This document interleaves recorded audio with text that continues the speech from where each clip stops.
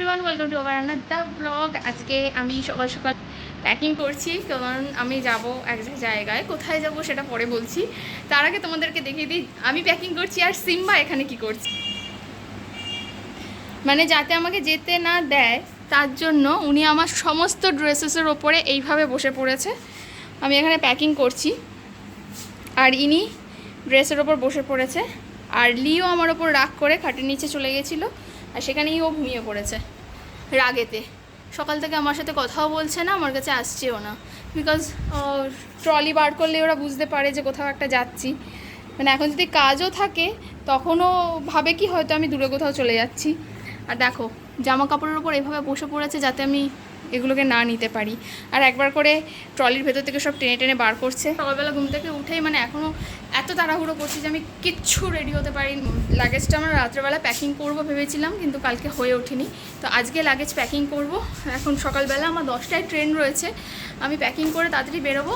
আর হ্যাঁ, ট্রেনে যেতে যেতে বাকিটা হবে, গল্প হবে, কথা হবে। অ্যান্ড আমি কোথায় যাচ্ছি, কার সাথে মিট করতে যাচ্ছি, সমস্ত ডিটেলস আপডেট দেবো। আর এই ব্লগটা খুব তাড়াতাড়ি আপলোড করবো, প্রমিস। এবার কোনো ব্লগ দেরি করবো না, কারণ আগের বারে ট্যুরের ব্লগগুলো সমস্ত আমি দেরি করতে ছেড়েছি। আর যদিও এটা ট্যুর নয়, বাট কাইন্ড অফ ট্যুর। তো ঠিক আছে, দেখতে থাকো। ট্রেন এখনও 1.5 ঘন্টা লেট বলছে, তাই আমি ভাবলাম একটু চিলি পনির বানিয়ে নিই আর সঙ্গে রুটি, কারণ বাইরের ফুডটা অ্যাভয়েড করবো তার জন্য। সিম্বা মহারাজ এখানে শুয়ে আছে, উনি আজকে খাচ্ছেন না। আর খাওয়ার মানে এমনই অবস্থা, শুয়ে শুয়ে খাবে, ডাইরেক্ট দিলে খাবে না। এই দেখো দেখো কীরকম শুয়ে শুয়ে খাচ্ছে, মানে এতটাই কুড়ে শুয়ে পড়েছে। অবশ্য গরমটাও অনেক বেশি, কিন্তু তাহলেও সকালবেলা মানে পুরো ল্যাথখোরের মতো হয়ে যায়, শুয়ে রয়েছে। এই যে রুটি এরকম দিয়ে শুয়ে শুয়ে খাবে, এখানে রয়েছে তার খাবার, সে খাবে না। সকালে ওদেরকে ড্রাই ফ্রুট দেওয়া হয়, তারপর একটু রুটি।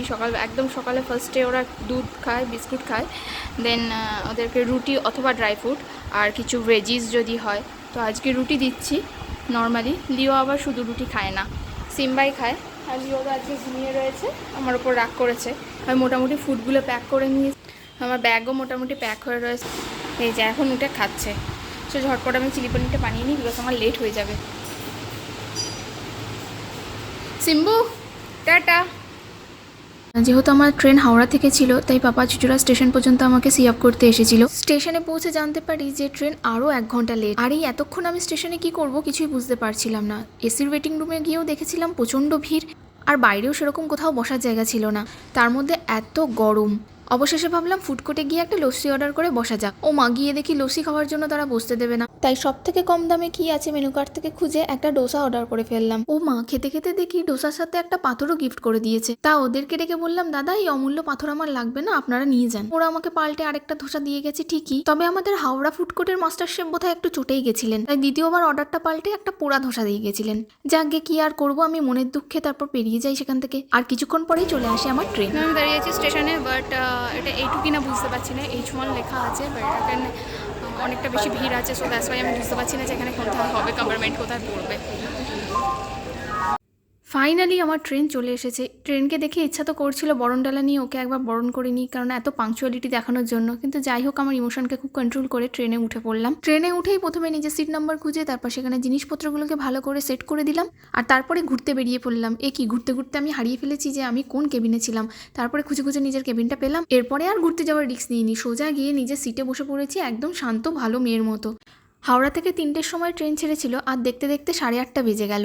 হাওড়া থেকে একজন দাদা আমার কো প্যাসেঞ্জার ছিলেন, এবং সেই দাদার সাথে গল্প করতে করতেই বেশ খানিকটা সময় কেটে গেছিল। এরপর তার গন্তব্য আসাতে তিনি নেমে যান, আর পুরো কেবিনেই আমি একা ট্রাভেল করছিলাম, আর ভাবছিলাম নেক্সট কো প্যাসেঞ্জার কে হবে আর কেমনই বা হবেন।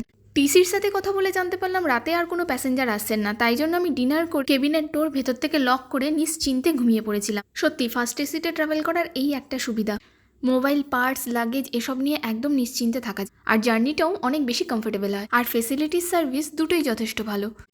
পরের দিন সকালবেলা ঘুম থেকে উঠে ফ্রেশ হয়ে 1 কাপ চা আর বিস্কুট নিয়ে বাইরের দৃশ্য দেখতে দেখতে ট্রেন জার্নিটা বেশ ভালোই এনজয় করছিলাম।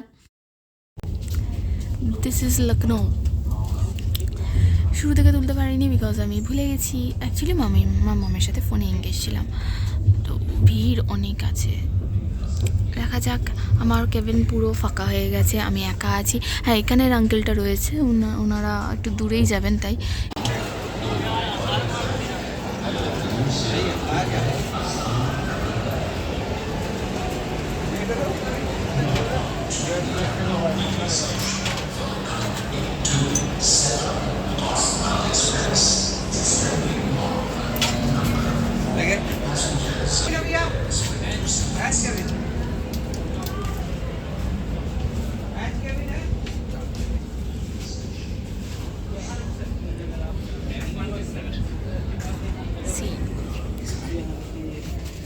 ये है ना, ठीक है ना। हाँ ये कंबल इधर डाल दिए और वो चादर दूसरी वाली कंबल की अभी अभी तो जरूरत नहीं है शाम तक भी नहीं पड़ेगी आपको। আমি অ্যাকচুয়ালি বসে বসে বোর হচ্ছিলাম, তো আমি ভাবলাম বাইরেটা একটু হেঁটে নিই। আর এখানে টিসি দাদার সাথে দেখা হলো একজন, তো উনি নাম জিজ্ঞেস করলেন, বেঙ্গলি ভালো লাগে। মানে এমন অবস্থা হয়ে গেছে এখানে যেন বেঙ্গলি বলে সবাই একটু খুশি খুশি হয়ে যাচ্ছে, যেন বেঙ্গলি দেখেই নি এরকম একটা ব্যাপার। যাই হোক, আমারও খুব মজা হচ্ছিল, ব্যাপারটা আমিও এনজয় করছিলাম। আর ট্রেনে মানে কী করবো, এতক্ষণ ভিতরে বসেছিলাম, ঠান্ডাও লাগছিল। সো আমার ফুড এখনও আসেনি, মুরাদাবাদ স্টেশন আসছে, তো এখানেই আমি ফুড অর্ডার করেছি, ডেলিভারি করে দিয়ে যাবো। জোম্যাটো থেকে অর্ডার করেছিলাম, কারণ আমি মানে ট্রেনের রেলওয়ের ফুডটা খুব একটা নিই না, অ্যাভয়েড করার চেষ্টা করি। নিই না বলতে গেলে, কখনোই নিই না। শুরুতে হয়তো নিয়েছি কখনো একবার, কিন্তু ভালো লাগেনি বলে নিই না। তো এক স্টেশন ঢুকছে, আই হোপ সো কে আমার ফুড এখানে, কিন্তু আমার প্রচণ্ড খিদে পেয়ে গেছে। কালকে থেকে আমি ঠিকঠাকভাবে কিচ্ছু খাইনি, আর এই ড্রাই ফ্রুট খেয়ে মানে আর পাচ্ছি না। অনেক কটাই রেখেছিলাম ড্রাই ফ্রুট, সঙ্গে অনেক ক্যারি করেছিলাম, বাট মানে আর হচ্ছে না। এত কিছু আমি অবশ্যই খাবো না, আমি এতটা অর্ডার করে ফেলেছিলাম বিকজ আমার কুপন কোডটা অ্যাপ্লাই হচ্ছিল না, তাই জন্য অর্ডার করে দিয়েছিলাম। এটার মধ্যে পনির পরাঠা আছে, এটা আমি বাড়ি নিয়ে যাব, মানে বোনেদের ওখানে। আর ফুড এখানেই দিয়েছে, chilli chicken, chow, veg fried rice, manchurian and আরেকটা আমি ভুলে গেছি কী দিয়েছে, যাই হোক। কেচাপ দিয়েছে, আর এটার ভেতরে স্পুন আছে, টিস্যু এক্সট্রা দেওয়া উচিত ছিল। চলো স্টার্ট করি। তো ফুডের টেস্ট কীরকম হবে এখনো অবধি জানি না, দেখছি।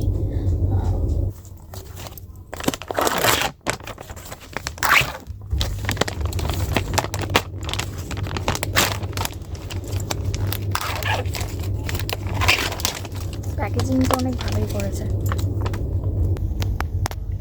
এই হচ্ছে ফুড।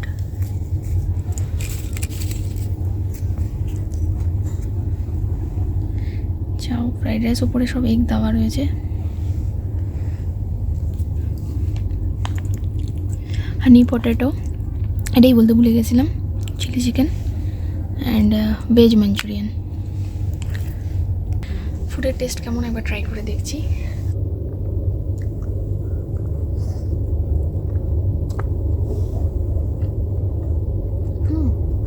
গুড। চলো আমি আগে তাড়াতাড়ি খেয়ে নিই। ট্রেন মাঝ রাস্তায়, খুবই বাজে অবস্থা, প্রায় 20 মিনিটস ধরে দাঁড়িয়ে রয়েছে, তাও আবার কোনো জঙ্গলের ভেতর। দেখছি পুরো জঙ্গল, মানে অ্যাডভেঞ্চার টাইপস অফ। বাইরের দরজা, মানে এখানে ঠান্ডাটা একটু বেশি।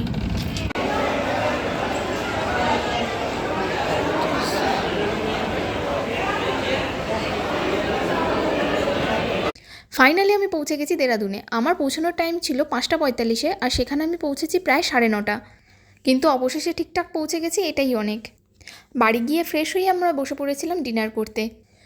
বোন যেহেতু অনেক দিন আমাদের কলকাতার মিষ্টি খাইনি, তাই ওর জন্য নিয়ে গেছিলাম গোলাপ জামুন, আর এটাও জন্য সারপ্রাইজ ছিল। ও আমাকে বলেছিল, দিদি আসার সময় মিষ্টি নিয়ে আসবি, আর আমি ততবারই বলেছি না, এত দূর থেকে আমি মিষ্টি নিয়ে যেতে পারবো না। কিন্তু যাই হোক, বোন বলেছে, আর সেটা না নিয়ে গেলে হয়। চলো আজকে এখানেই টাটা, দেখা হচ্ছে তোমাদের সাথে আবার নেক্সট ব্লগে।